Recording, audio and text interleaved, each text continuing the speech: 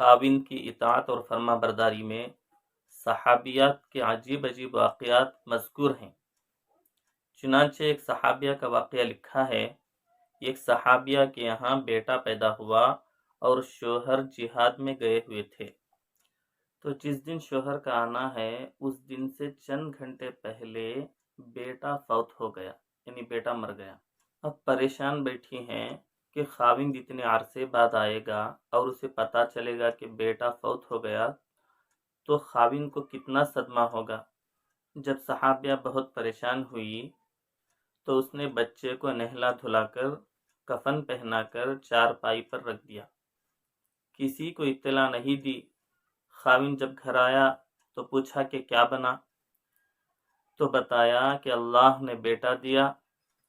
تو ان صحابی نے پوچھا کہ میرا بیٹا کہاں ہے؟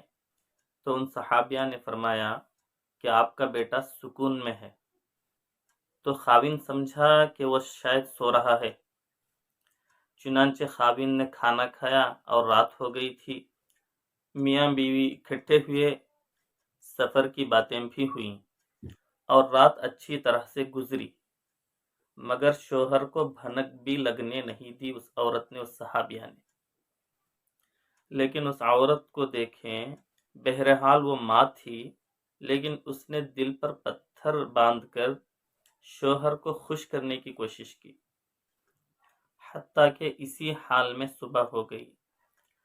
صبح خاوند سے پوچھتی ہے، تو اچھا ایک بات مجھے بتائیے، اگر کوئی کسی کو امانت دے اور پھر کچھ عرصے بعد اس کو واپس مانگے تو وہ امانت خوشی سے واپس کرنی چاہیے یا غمزدہ ہو کر؟ تو خاوند نے کہا خوش ہو کر دینا چاہیے۔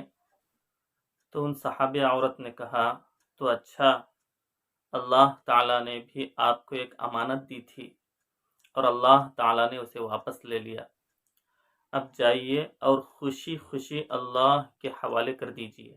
اللہ اکبر، اس صحابیہ نے حسن معاشرت کا حق ادا کر دیا۔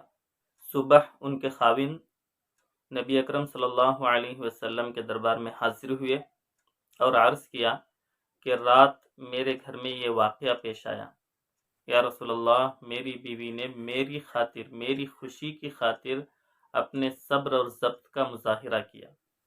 چنانچہ اللہ کے نبی نے دعا دی کہ اللہ تعالیٰ نے اس رات میں برکت ڈالی اور وہ عورت حاملہ ہوئی، اور اس حمل سے ایک ایسا بیٹا پیدا ہوا جو حافظ قرآن بھی بنا اور حافظ حدیث بھی بنا۔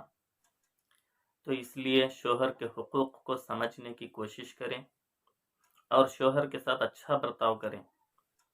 شوہر کے بہت سارے حقوق ہیں، ان میں سے ایک یہ بھی ہے کہ جب شوہر کام کے لیے جائے تو اسے خوشی خوشی روانہ کریں، اور جب وہ کام سے واپس آئے تو اس وقت بھی خوشی سے اس کا استقبال کریں۔